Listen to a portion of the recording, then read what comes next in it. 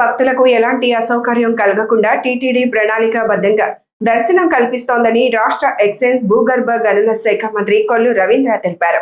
ఇవాళ ఉదయం తిరుమల శ్రీవారిని ఆయన కుటుంబ సమేతంగా దర్శించుకున్నారు. దర్శనానంతరం ఆలయం వెలుపల ఆయన మీడియాతో మాట్లాడుతూ రాష్ట్ర ప్రజలకు శ్రీవారి ఆశీస్సులు ఉండాలని, 2 ఏళ్ల పాలనలో విజయవంతంగా సంక్షేమ పథకాలు అమలు చేశామని, రాష్ట్రం అభివృద్ధి దిశగా అడుగులు వేస్తోందని తెలిపారు. వర్షాలు సమృద్ధిగా కురిసి పాడి పంటలతో వర్ధిల్లాలని శ్రీవారిని ప్రార్థించినట్లు తెలిపారు. కలియుగ దైవం శ్రీ వెంకటేశ్వర స్వామి వారి దర్శనాన్ని ఈరోజు చేసుకోవడం జరిగింది. ఈరోజు చాలా పవిత్రమైన రోజు, ఏకాదశి రేవతి నక్షత్రం రోజు. ఈరోజు స్వామివారిని దర్శించుకోవడం చాలా ఆనందంగా ఉంది.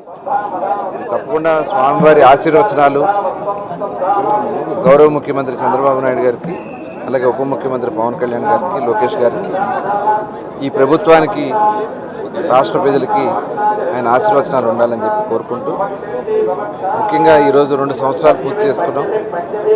ఆ స్వామివారి ఆశీర్వచనాలతో ఈ రాష్ట్రాన్ని మళ్ళీ నిర్మాణం చేసుకోవడం కోసం మరి కూటమి ప్రభుత్వానికి అవకాశం ఇచ్చారు. తప్పకుండా ఆయన ఆశీర్వచనాలతో ఇవాళ ఈ 2 సంవత్సరాల్లో చాలా విజయవంతంగా పరిపాలన జరుగుతూ ఉంది.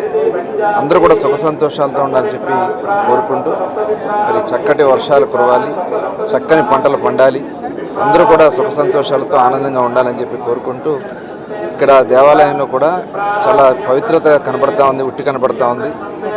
ప్రసాదాలు కూడా చాలా శ్రేష్టంగా, చాలా పరిశుద్ధంగా ఉన్నాయి.